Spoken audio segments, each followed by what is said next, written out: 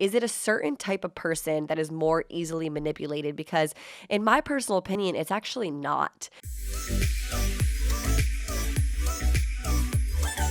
What's up, everybody? It's Katie Austin here, and welcome back to Austin AF, episode 49, you guys. Next week is going to be 50 and the end of season 1, so this is kind of crazy because I can't believe we already got here.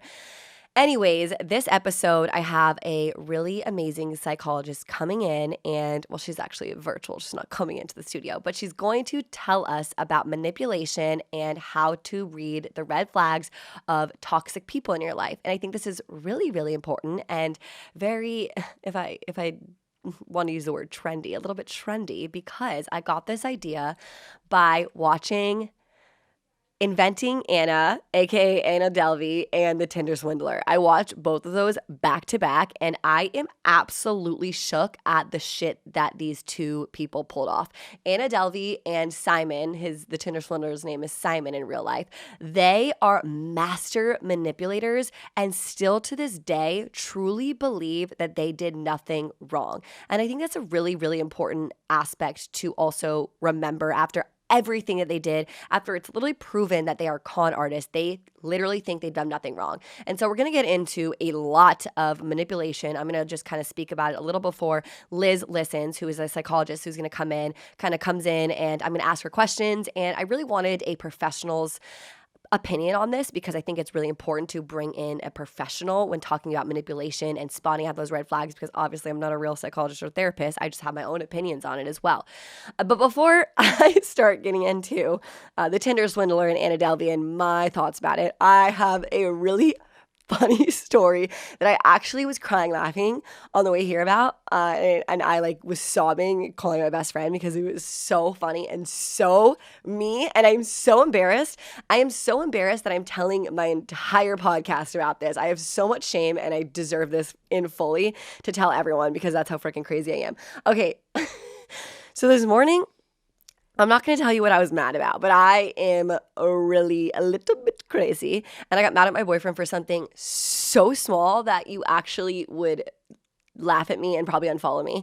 And so I got mad at him for something so small. And I'm a very reactive person. I see a therapist because I'm very reactive. I have strong reactions and then I let it go. And so I reacted off of something. And my reaction was to send 7 or 8 texts in a row. And so here I am on my phone, just in the moment, a little bit mad at my boyfriend. When I mean mad at my boyfriend, I mean that he did absolutely nothing wrong. He's an angel, and I just have a very reactive personality, and I overreact. And me firing off these texts is just so dramatic. It's crazy. I am firing away texts send. 7 texts later, he's like, I'm in the middle, I'm going to cry again. I'm in the middle of a presentation and my president of my company just saw your texts. And I literally was like, I am so sorry. You will never be seeing me at a company event. I will never be going to a Christmas party. I cannot go to your work dinners. I'm out. I think I might have to break up with you because your boss thinks I'm fucking crazy. And honestly, I deserve it. I fully deserve his boss and president thinking I'm crazy. He was having his iPad connected to the big screen, and my 7 or 8 texts popped up on the screen in front of his entire conference room, you guys. So if you're feeling bad about yourself today, just remember that story, and there's no need to be embarrassed because I think I took the cake for that one. I actually tears streaming down my face because I'm so embarrassed still. And the next time I see his boss, I'm sure the boss is like, that Katie girl, she is a crazy one. Anyways, I just thought that was really funny. And speaking of crazy people, including myself, we're now going to transition to Anna Delvey and the Tinder Swindler because I need a little bit of embarrassment taken off my back here. So let's put it on to them.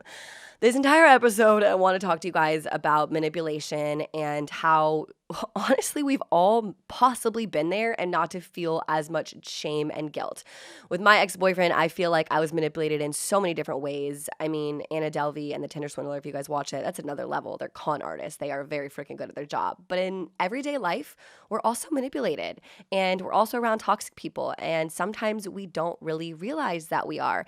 And I also want to just say, sometimes when we are manipulated, we feel like very, very shameful and embarrassed because we look back and we're like, how could I ever do that? How can I ever, look at that person and how could I ever trust them? And you feel really dumb.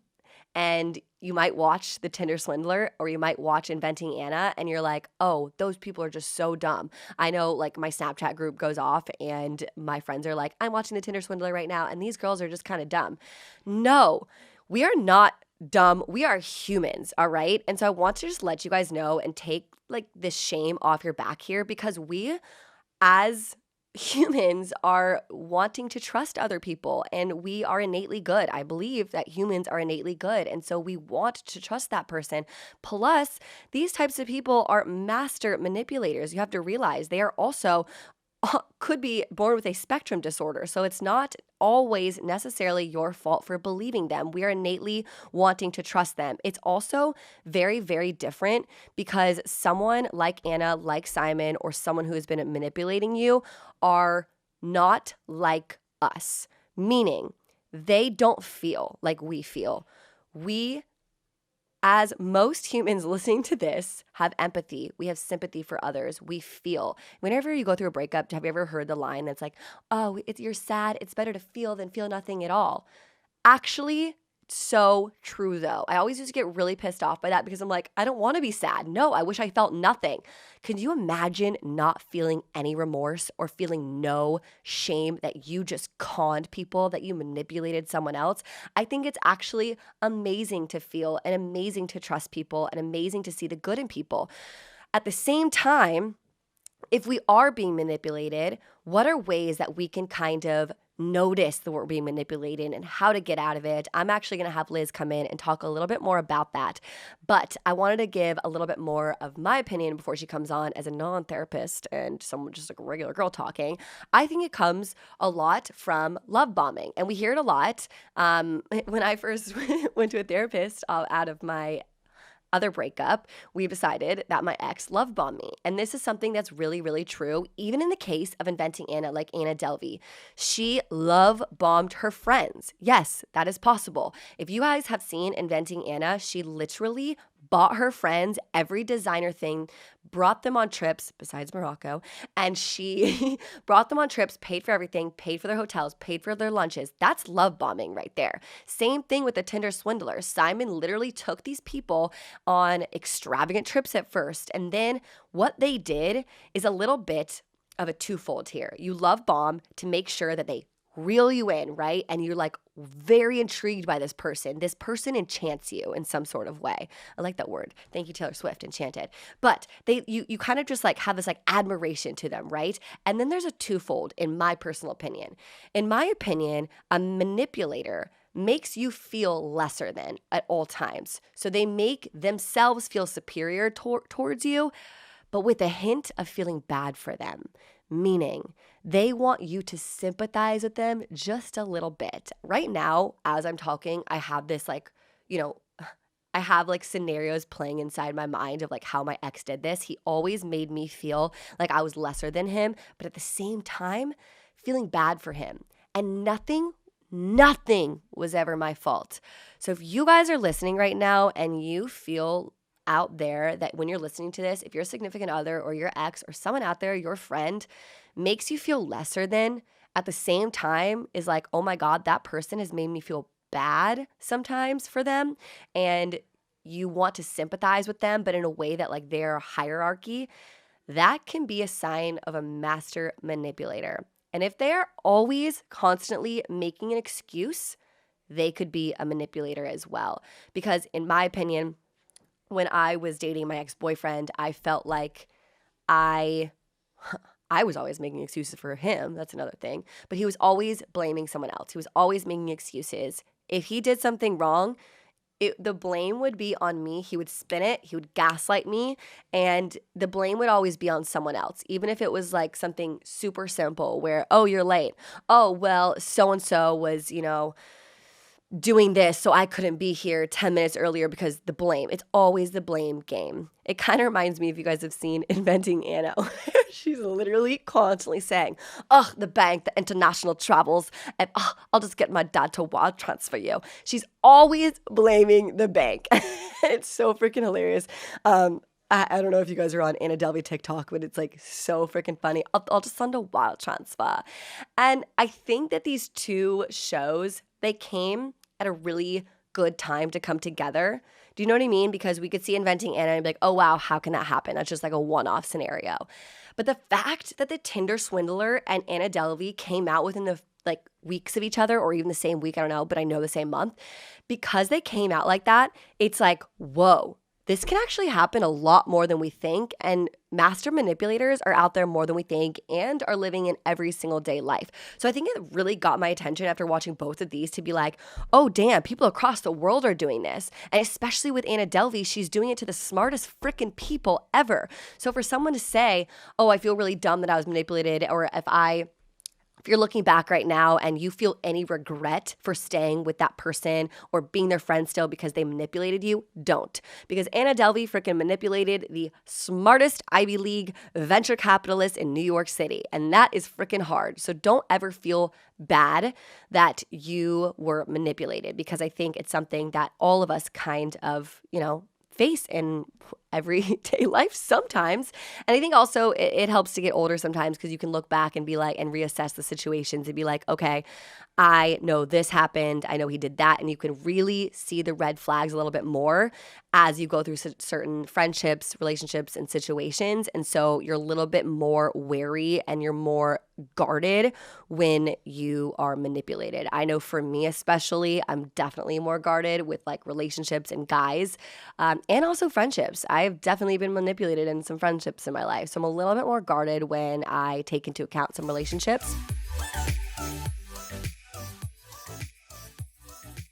All right, you guys, quick ad break right here, because I want to tell you guys about Athletic Greens. And if you guys have listened to Austin AF before, you know how obsessed I am with Athletic Greens. It is such a convenient way to get your daily nutrients. And especially, I have a lot of travel coming up, to be honest, and I'm kind of nervous about it with my immune system, staying on top of my health and making sure I'm getting all the vitamins and nutrients that I need. So taking Athletic Greens with me wherever I go, if I'm home and my daily morning routine, just adding it to a little bit of water, or if I'm traveling, making sure that I'm upkeeping with my health and my immune system on the road as well is so, so important to me. So if you guys haven't heard of Athletic Greens, it is a comprehensive and convenient daily nutrition with 75 vitamins, minerals, and whole food sourced ingredients made just for everybody. So once again, that is 75 vitamins and minerals and whole food sourced ingredients, which is crazy, because if for me, for example, I don't eat seafood every single day, or I don't eat, a certain food or thing that I put in my body, and Athletic Greens is that whole food sourced ingredients. So I'm making sure that my body is getting everything that I actually really need. Plus, I think one of the main questions about Athletic Greens that I get a lot is how it tastes. To be honest, I actually enjoy the taste. I think it has this little like back taste of vanilla. But again, if you guys just kind of, want to throw it back like a tequila shot as well, totally fine to do that. But just know you're doing something good for your body as well as you're doing so. It also has a lot of probiotics and adaptogens in it to help you start your day right. It contains less than 1 gram of sugar, no GMOs, no nasty chemicals or artificial anything, and it's still tasting good. And my favorite part about this is that your subscription actually comes with a year supply of vitamin D. So, it's about to be spring, but it's still kind of during those cold months. So you want to make sure you're getting some vitamin D. And so it's really, really important to get some vitamin D in there. So it comes with a year supply of it as well. And another reason why I love it, they are a climate neutral certified company. In 2020, they purchased carbon credits that support projects protecting old growth rainforests, which is so awesome to put the environment first as well. For every purchase as well, they donate to organizations helping to get nutritious foods to kids in need, including No Kid Hungry here in the U.S. In 2020, Athletic Greens donated 1.2 million meals to kids. So not only are you doing something good for yourself, you're also doing something amazing for others. So if you guys want to try Athletic Greens, which I highly recommend, I am going to actually give you guys a free 1-year supply of immune-supporting vitamin D and 5 free travel packs with your first purchase. Again, I mentioned traveling, that I have a lot of travel coming up in the next few months. And so if you guys want to try the 5 free travel packs, they're going to give it to you for free with your first purchase. All you guys have to do is visit athleticgreens.com/AustinAF. One more time, that is athleticgreens.com/AustinAF, and take ownership over your health and pick up the ultimate daily nutritional insurance.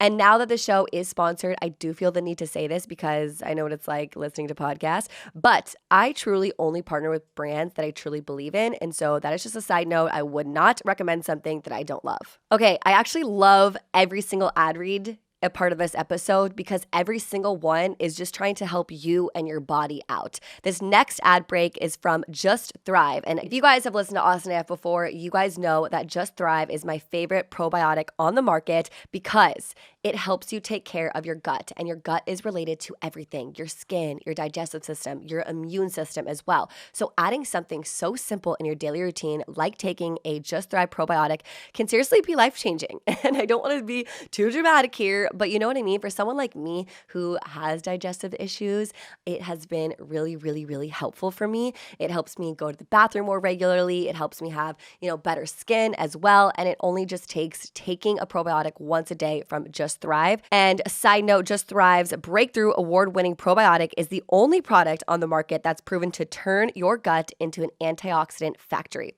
That's pretty freaking cool. Another statistic here, your gut actually houses up to 80% of your immune system, which is crazy, you guys. Your gut is 80% of your immune system. So a healthy gut is really the gateway to feeling your best. And here at Austin AF, if you guys want to try Just Thrive probiotics, again, a simple way to help you and your health out, then we are giving you guys 15% off whenever you guys go to justthrivehealth.com and use the code all caps AustinAF at checkout. Once again, that is 15% off of any Just Thrive product as well. They also have a lot of things if you guys are like gluten-free or you have a little bit of food sensitivity. They have other products that are amazing for you, your gut, and your health overall as well. So if you guys want to check it out, go to justthrivehealth.com and use the code, all caps again, AustinAF, to check it out. Plus, if you guys want to hear more on Just Thrive, I actually did an entire episode with the founder herself, Tina Anderson. So go back in the archives of Austin AF of season 1 and make sure you guys check it out. So I just wanted to quickly go over, which we'll go over more in depth as well, and see if Liz agrees with me on some of these things. But I wanted to go over like what I personally think that master manipulators or my ex was capable of doing, and what you guys should really, really look out for. And sometimes it doesn't have to be something you can pinpoint, by the way. I just wanted to throw that out there because sometimes you're like, okay, well, he didn't do that, or that person, didn't do this specifically. It can be how you feel.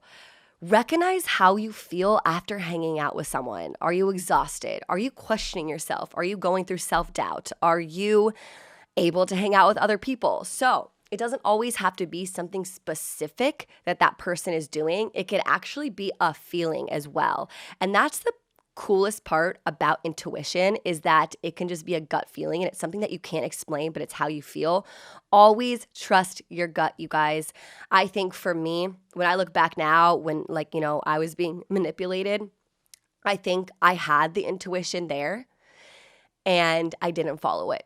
So there can still be times where you feel like something is off and something is wrong, but you don't follow it. It kind of reminds me, if you've seen the Inventing Anna, like Rachel, poor Rachel, she definitely knew something was off when Anna's credit cards in Morocco weren't working, but she didn't still trust her intuition. So she knew something was off deep down, but she didn't trust it. That's what I think. And so if you do have that intuition, I encourage you, highly, highly encourage you to follow it. Some other things that can really, stand out in my opinion when you're dealing with a manipulator is that the manipulator can be very overly needy. They can be kind of obsessed with you, meaning kind of that back to that love bombing. They can really be obsessed with you in a way that is not healthy. And I know, being in love with someone, you want to be obsessed. I sometimes use that word. I'm like, oh my God, I'm so obsessed with my boyfriend. It's different though.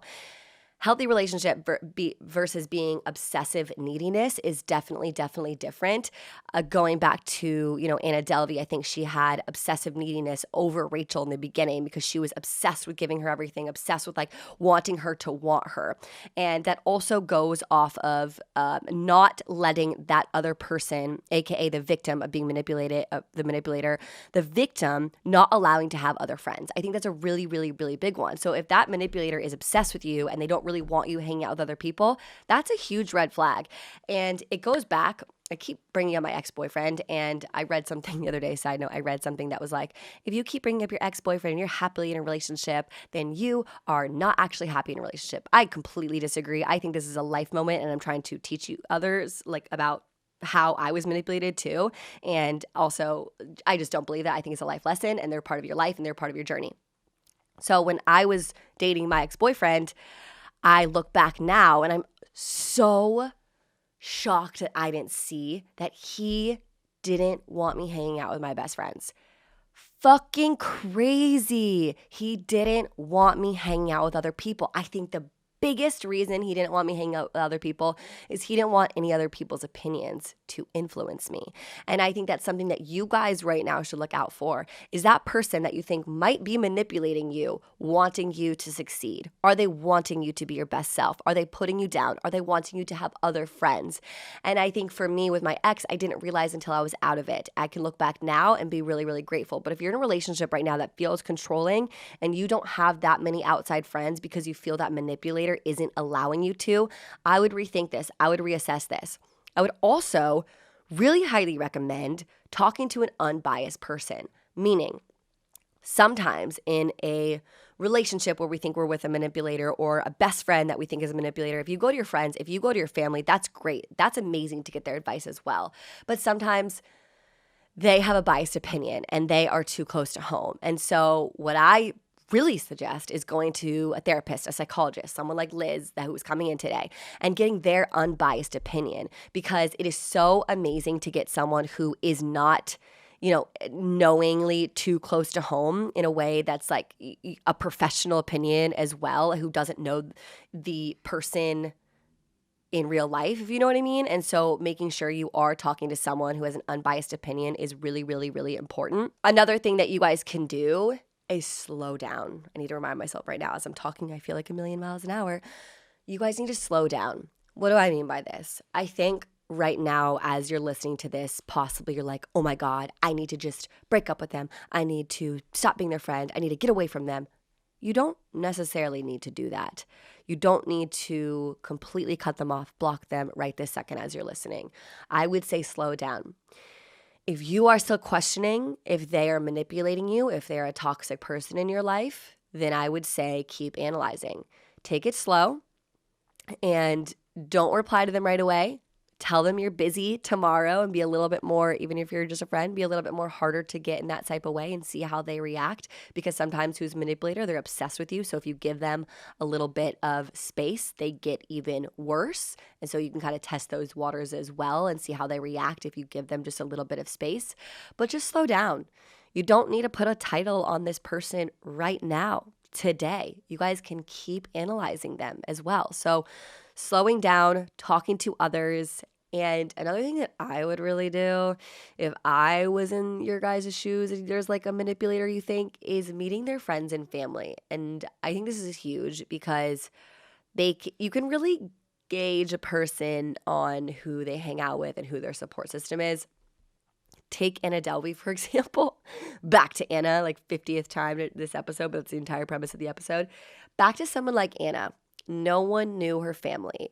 How does anyone know if she's lying, if she was a German heiress or not? No one met her father. No one met her family. No one met her friends. She just moved to New York and everyone trusted her. So if you guys can meet the people that this person hangs out with and see what their opinion is and see how they react around this person, maybe try to do that if you guys are able to. This one's a big one. I wrote this down and this one like really gets me, I think. I think this red flag of a manipulator hits hard, hits the most, it hits different. If they make you feel stupid for having your own opinion. and if they make you doubt yourself. My ex-boyfriend did this for sure. I feel like this also goes along the lines of when I first said in the beginning of the episode, if they make you feel lesser than and that they're smarter, they're more superior. Even if they went to an Ivy League and you didn't go to college or something, that doesn't make them any right to think they're smarter than you or better than you. Even if they make $5 million more than you a year, they're not better than you, okay? So if they're making you feel stupid and they're making you not have your own opinion and doubting your worth, then I would say that is probably the biggest red flag. For me, I have this like very, very deep, welcome to Therapy with Katie. I have this very deep, I wouldn't say, I have this very deep thing where basically my ex-boyfriend, when I was starting out in the Instagram influencer world and social media, whatever, he was doubting me, constantly doubting me. He basically said, sorry, I actually have to fucking work and can't Instagram for a job. And he literally always insinuated that he was more successful and that he was going to make more money and that what I did was just a silly little fucking job. And I had this like deep proving towards me to like prove that he is wrong. Not to this day, but I think like inside, deep inside me, he insinuated some fire of self-doubt, and I never want to feel that way again. And I'm like, oh, prove everyone wrong. Does everyone think this? Let me prove them wrong. And so it actually backfired against him because now I run a successful business and I'm doing everything that he thought I couldn't do. But at the same time, like in that moment, I totally thought he was right. I feel like that's something that I look back now and I do feel sorry for myself. Again, I know I started this episode saying don't be sad that you were manipulated because it happens to everyone. And that's another thing that I wanted to say to you guys. I consider myself a very, very strong, successful, independent woman who I'm an independent woman who don't need no man, but actually, and I consider myself very happy, successful, and overall well-rounded, confident, empowering girl. So for me to be manipulated, when I was manipulated that freaking crazily, that is something that I want to actually tell you guys to help you, because it's not only in quotations the weak girls that can be manipulated. I am a strong girl that was definitely manipulated by someone. So there's no shame in it whatsoever. These people don't feel like we feel. They don't have emotions like we have emotions. And so I think it's really important to remember that. They have no capacity for remorse, especially someone like the Tinder Swindler, who is literally still conning people and doesn't think that he conned anyone or did anything wrong. Still to this day, Anna Delvey, if you guys watch recent episodes, recent interviews of her, like she did an interview last year and the Tinder Swindler literally did an in-person interview a week ago, and he is kissing his girlfriend, his new girlfriend, who believes him in the interview. And this girl is like, she seems with it, super cute, whatever. And she literally was asked, do you think he's a con man? And she said no. He is still, after the Tinder Swindler came out, she is still manipulated by him. So these people have no remorse. They have no capacity for it. They're not like us. So just know that we're very, very different. And now I'm going to have Liz come in. We're going to talk a little bit more about it with a professional, see her standpoint and her advice as well. All right, you guys, I have Elizabeth Earnshaw in the studio, well, technically in the virtual studio, aka Liz Listens on Instagram. You are an author of your own book. You are a marriage therapist, relationship specialist as well. So thank you so much for coming in to Austin AF today. Thank you so much for having me. I'm excited to have this conversation with you. I'm so excited because I feel like a lot of people in America and all over the world have seen Anna Delvey, Inventing Anna, and the Tinder Swindler. And to be honest, I was inspired is the wrong word, but inspired to talk about this because, you know what I mean? Like they both came out at the same time, and for both of them to come out at the same time held so much power for like, oh, wow, these master manipulators can really walk this earth and manipulate other people. And I think, you know, we were talking about this in the beginning of the episode, but on a smaller scale, not like a con artist scale, but in our relationships, everyday life, we can be manipulated. And so I wanted to bring you on, kind of talk about it, get a professional's opinion. And so first things first, have you seen the Tinder Swindler and Inventing Anna? I have. I've seen the whole Tinder Swindler and some of Inventing Anna. Yes, my husband and I were diving into both of those. And it's so wild how they're true stories. Like the Tinder Swindler is like almost like a docuseries, a documentary, how real it is. But Inventing Anna, like to a T, that these characters were swindled into believing that she was a German heiress.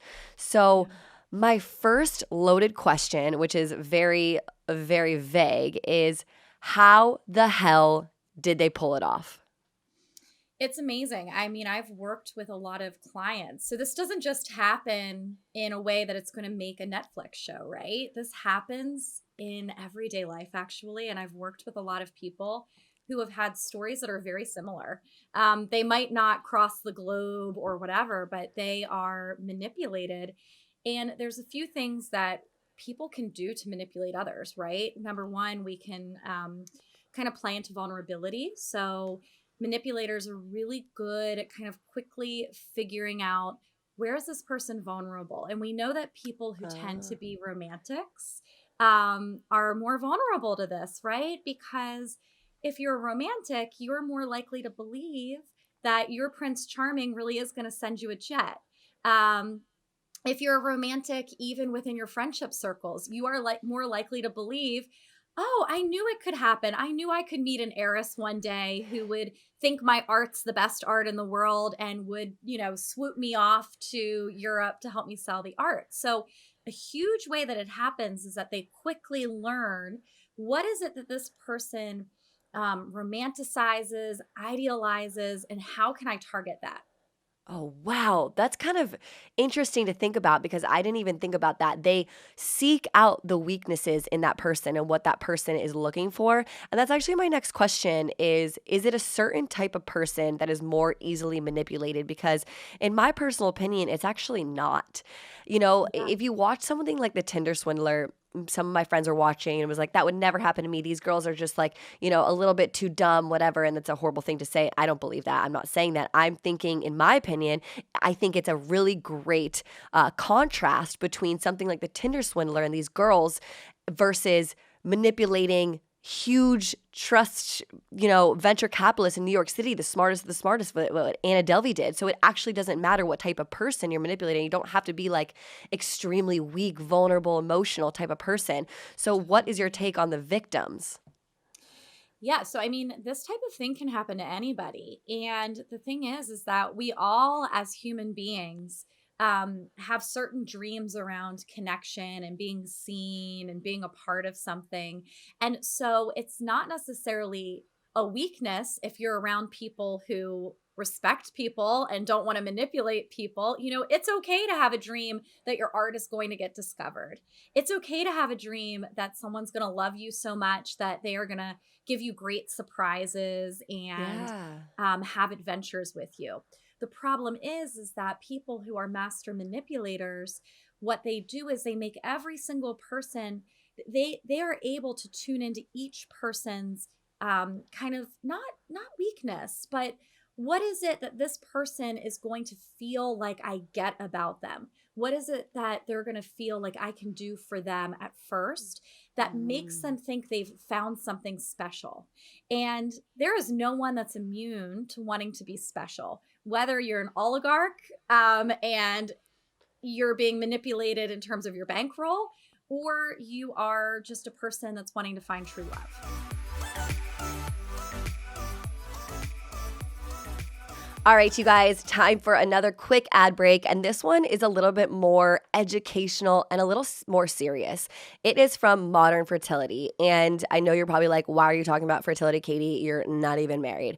But it's actually really freaking important because I just turned 28 years old and I have finally reached that age where I'm getting nervous about my fertility because I'm not married. I'm 28 years old. And so to be knowledgeable about how many eggs I have and, what it's going to be like when I am ready to conceive is going to be really, really interesting for me and really knowledgeable because I don't want to be surprised when I go to finally start having a kid. You know what I mean? And so I really believe that modern fertility can help women all over figure out their fertility status in an affordable way. It is literally a fraction of the price that you would get from your doctors. If you guys go to a doctor's office, it's like to figure out your fertility is going to be over $1,000. And with modern fertility, it's actually a comprehensive fertility hormone test that you guys can take at home for just $159.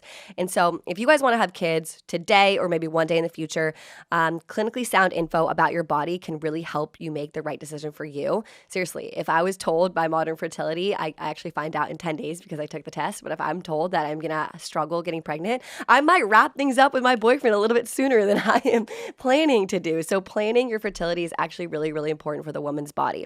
And right now, Modern Fertility is offering our listeners $20 off the test when you go to modernfertility.com/AustinAF. One more time, that is modernfertility.com/AustinAF. And so just make sure you guys are informed, even if you are trying to figure out if you're having kids now or in a few years or in 10 years, it is amazing to just be informed and knowledgeable when you try to do so. I feel like that relates a lot back to, when relationships or even friendships in a certain sense of like love bombing. Right away, it's like, oh my God, it's like an overwhelming amount of obsession and love towards that person. But at the same time, how do you know if you're listening to this right now and you're like, oh my God, am I being love bombed or, am I being manipulated? How do you know the difference? Because for me, when I started dating my boyfriend now, my guard was up from my last boyfriend because I was love bombed by him. But in this case, he was the real deal. So how do you know the difference? How can you seek out that? It's hard, right? And that's what makes relationships a risk all of the time, because we're risking kind of trusting our own intuition and trusting this other person. What I will say though is that when you're being love bombed, and I've had that experience, and it's almost sad to say, it's like once you have the experience, you can protect yourself more from it the next time. Totally. I've had that experience, and not on a big scale like Tinder Swindler. I've also had an experience of dating someone who was not who they said they were, any of that. And the way it feels being with that type of person is very different than how it feels to be with someone like my husband when you're dating. There's almost this internal sense, and if anybody's having this that's listening, there's an internal sense that something's missing, that something's not totally right. And what you'll notice you'll start to do is you'll start to make excuses out loud for it. So when someone's love bombing, did that happen for you? Absolutely. Sorry, I'm just like, by the way, if you're just listening, I'm just like nodding my head as Liz is talking. I'm like, yes. Yeah. So what will happen is, and I see this with myself, my friends, my clients, is that when you're being love bombed, it's weird. It's weird. And at the same time, that romantic part of you doesn't want it to be weird, because we all want someone to rescue us. We all want roses and jets and to be told we're the most beautiful, special thing in the world. But you start to feel like it's off, and then you'll notice that you start to make excuses. When you're in a relationship with someone who is not manipulative and who is in a good place to be in a relationship with you, you're not going to come up with stories to tell your friends. So if someone's love bombing you and your friend says something like, oh, that's a little bit strange that they already did that, what happens when you're being love bombed is you make the excuse for why it's not strange. Oh, it's not strange. They grew up this way. They're European. This is what Europeans do, or something like that. Absolutely. Yes. And I think like making those excuses sometimes when you say them out loud, but I think it's a really good thing that you said right there. Like sometimes it's just like the deep down gut feeling that feels off, and recognize how you feel. And sometimes, I wanted to ask you like, what are the red flags? Is he doing that? Is he doing that? You know what I mean? Like specific things that person is doing. But sometimes it's not a specific pinpoint on the action. It's just off the way you feel. And for someone like me, I think I felt that way. And now looking back, I obviously did. But I couldn't really take hold of how I felt. And if you watch Inventing Anna, this girl, Rachel, I know in her heart of hearts, she knew something was up, but she still didn't follow through with her intuition, because we can't sometimes follow through when there's no physical, real reason. You know what I mean? Of like noticing. So what is your best piece of advice if someone's just, out there and it's like, well, do I listen to my intuition? What if my intuition is wrong and we're questioning ourselves? Reality check, right? So you just said Yeah. something that I think is really important, which is there's no real physical reason, but there is usually. And when we're being love bombed, we want to hold on to that so much that we stay away from reality. So when people are being love bombed, they stop asking questions. They don't take in feedback from other people. Ah. They accept weirdisms. And what I mean by that is, for example, um, it might be weird that they say they live in your town, but they're always texting you at 2 a.m. And you're like, this almost feels like a different time zone. But I'm not going to actually ask them, hey, where are you today? What are you doing? I'm going to stay Right. away from that because I don't want to see reality. Or when my friend says something to me like, don't you think it's weird you've never actually seen a picture of their family? They always tell you they're close to their Yeah. family, but you've never, it's been 6 months and like you don't even know where they live. Isn't that strange? What happens when you're being love bombed and manipulated is you say, oh, that's not strange because they told me that their family is really afraid of cameras and da da da da da da da da. And you have all of these excuses. And then the Yep. other thing that you do is you notice that things are weird, but you start to find reasons why they could be true for this specific person. Oh, yes. And so in my relationship, in the past, even, it was so weird. I would only meet some of the friends, not the others, and certain names would come up when I was meeting these friends. But then when I was talking to this guy, um, he would describe these people as different, right? Like they'd be like, "Oh, last week we were with Lacey or something," and I'd be like, "Hey, who's Lacey?" "Oh, Lacey's my cousin." And I'd be like, "Well, it doesn't sound like it was your cousin." Like, but I would never say that. I would never say, that's weird that I don't know Lacey, or that's weird that they're describing Lacey as a friend, but you're saying it's a family member. And so when we stop looking at reality, that's actually a time. And when we say, oh, there's no physical evidence, I like to encourage people to start looking for it. Start asking for a picture of the family. Start asking to understand, like, who's this person? Call them out in front of their friends. Say Ooh, I things. like that. Yeah, say something like, "Hey, where were you guys last weekend? Tim told me that you all went to the Cherry Blossom Festival in Washington D.C. How was it?" And when they Right. say, "We weren't there," and then Tim says, "Oh, it wasn't that group. It was a different group." Then you say, well, "Who was the group? I would love to see pictures of you." I love that. Ask people to show you that real life exists, that they're making up. Absolutely. I love that. And it does take a lot of confidence to do that because sometimes when Yes. you're with someone who is toxic or manipulator, they make you feel lesser than and they make you feel Totally. so stupid sometimes and they make you doubt yourself. So I feel like whenever you're doubting yourself and your worth and your own opinions, that's a huge sign as well, right? Absolutely. And I think you just pointed out something really important, which is when you start to ask normal questions, manipulators make you feel nuts. And so Yes. Yes. you and I don't know each other, but if you told me, oh, last week I went to Barcelona and I said, oh my gosh, can you show me a picture? You would be like, And I would be defensive. but right now, because you're not a manipulator, you would be like, of Of course you can see course. a picture. Right. Of course. And we don't even know each other. But what happens is if you were a manipulator, you would be like, that is so weird you would ask me that. Like, why are you invading my privacy? And so you start to think that very normal questions are crazy. Absolutely. I think, my ex was very, very good at turning the tables and making and being very Yes. defensive when I would ask him very basic questions.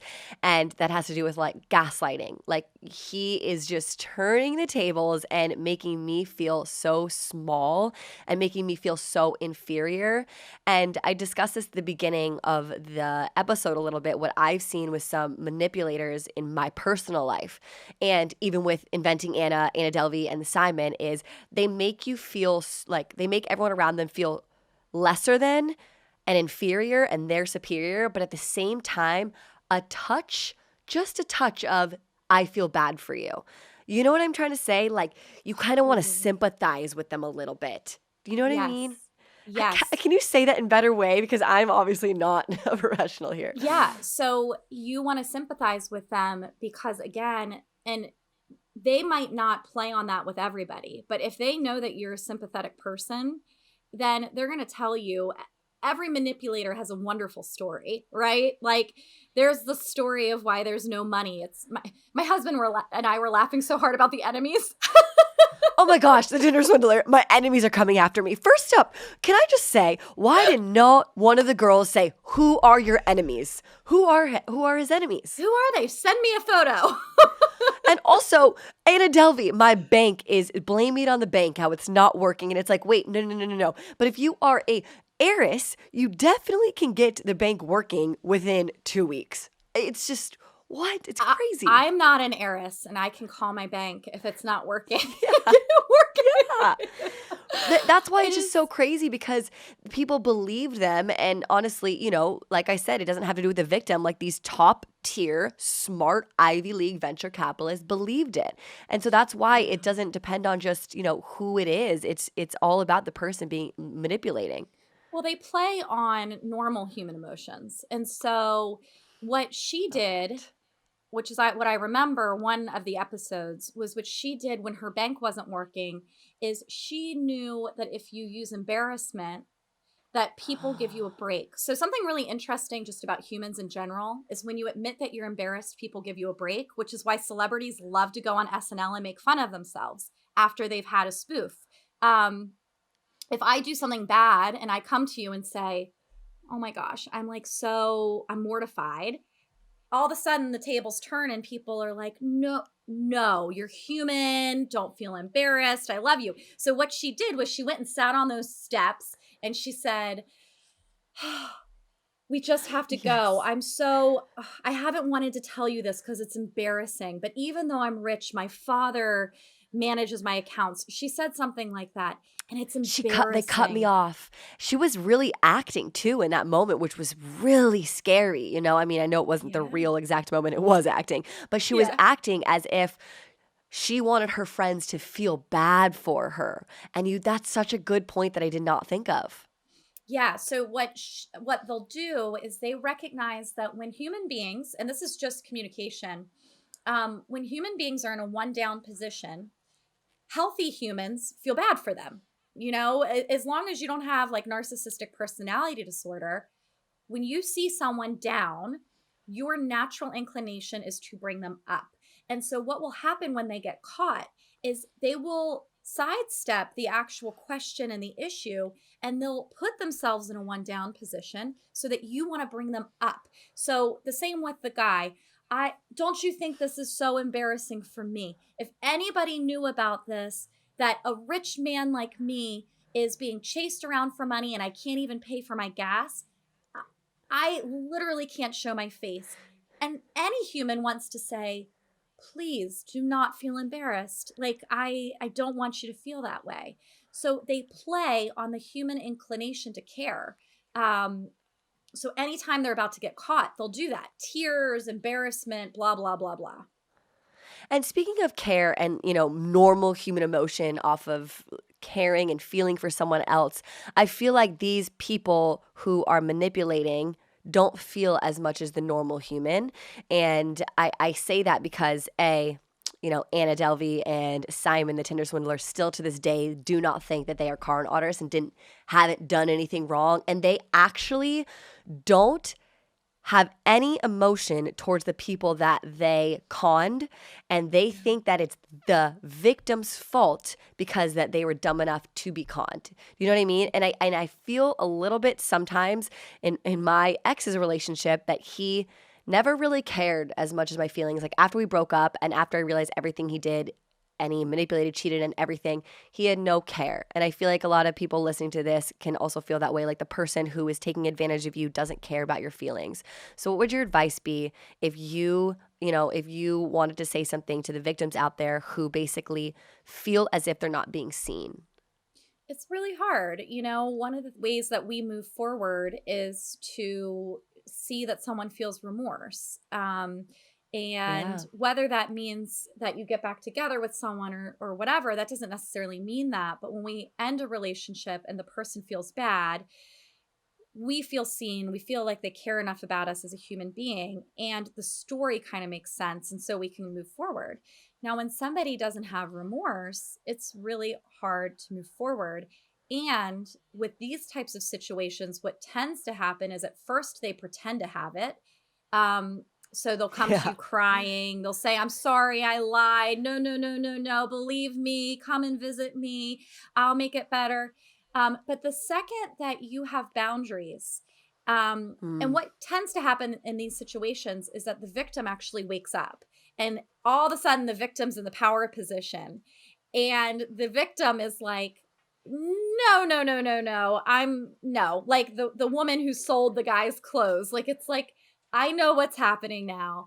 I'm walking away. Well, the second that you take that and they see there's not that vulnerability, they will rip that remorse away. And what happens for victims is they might never hear from the person again. They might hear from them a few weeks later with another attempt to manipulate, but when it doesn't work, the person disappears. And you're left to process this on your own. And there's no easy way forward with that other than being really gentle with yourself, Yeah. um, having self compassion, not blaming yourself, Yes. Not being embarrassed that you not were being manipulated in embarrassed. any way. And Yeah. and I want to actually note something that you just said. You just spoke about boundaries. Mm. And I want to kind of go back to boundary setting. If you are thinking that you are in a manipulative situation, whether it's with, a significant other or a friend or whatever it is, something in the workspace, what are some boundaries that we can, initially start? Because I feel like just like canceling the person out of your life is really hard to be like, oh, I can't be with that person. You break up right away, or you're not friends with that person right away, or you quit your job. You know what I mean? It's really hard to take those really, really big steps. So, what are some initial boundaries we can set?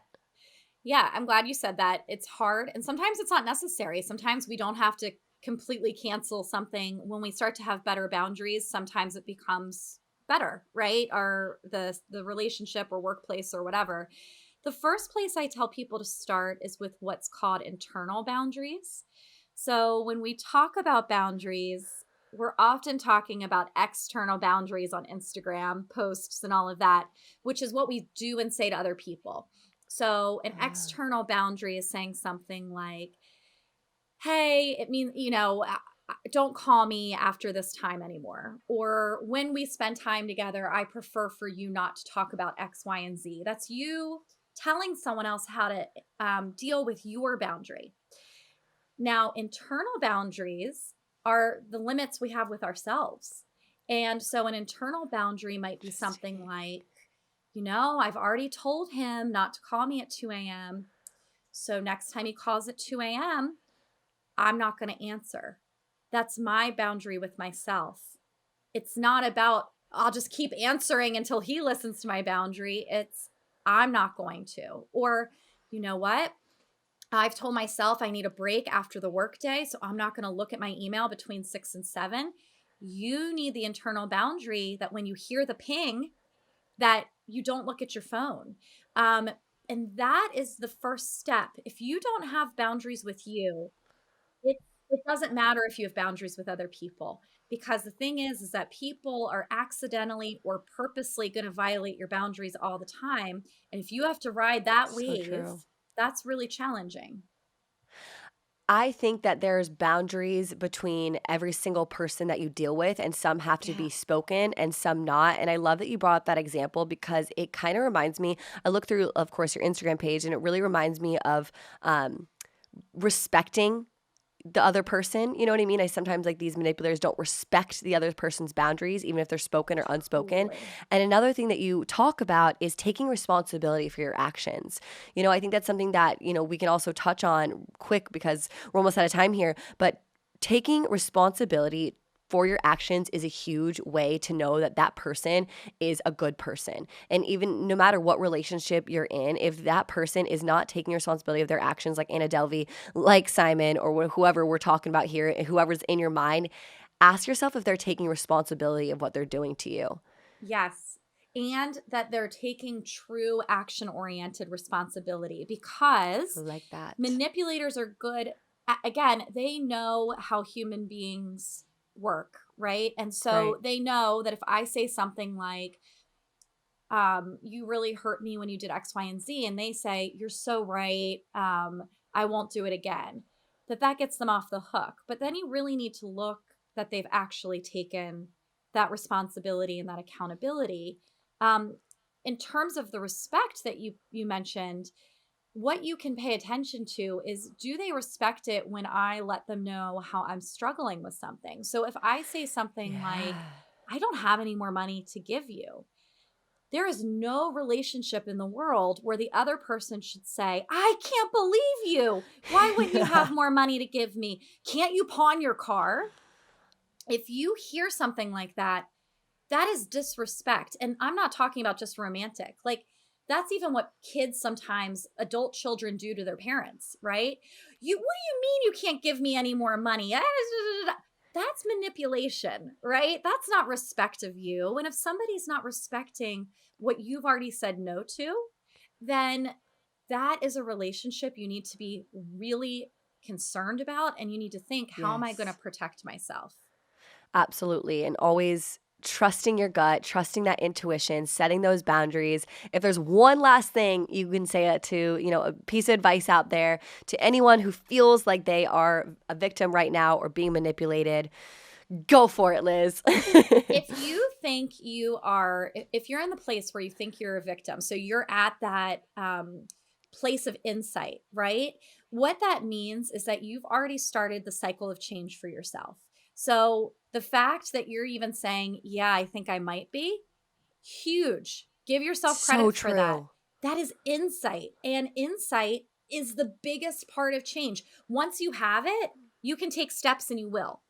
The other thing I would say is that since you have that insight, I want you to ask other people what they think, Ooh. not the manipulator, not the person you're concerned about. And I want you to be able to hear it without getting mad at them. When we hear uncomfortable truths, we get mad at people. Ask Yes. the person who, am I allowed to say bad words, pisses you off? Oh, yes, absolutely. Ask the Absolutely. Oh, that's not a bad word. It's not even that bad of one. This show is called Austin AF, aka Austin as fuck, so you can say whatever you want. Ask the person who pisses you off the most, with their honesty, what they think, and be willing to hear it. If your parent, if your friend says, this is weird, this person isn't nice to you, they're lying about something, be willing to hear the people that have a track record of caring about you, and Yes. feel that it's hard to feel uncomfortable, but feel the discomfort. The discomfort's not going to kill you. And be willing to act on that. I absolutely love that. And I wish my 24-year-old self heard that right now, because it's so true. I think one of the hardest things to hear is something that you don't want to hear, especially coming from your parent or a loved one, and listening to them. When it's something you don't want to hear, you don't want to listen. You don't want to believe that it's true, but someone who knows you very well, like the back of your hand, like your family, it is very important to take their opinion into consideration. Yeah. For sure. So thank you so much. This was incredible, seriously. And I feel like we just did a whole breakdown in 30 minutes of a master manipulator, which is great. Liz, where can everyone find you?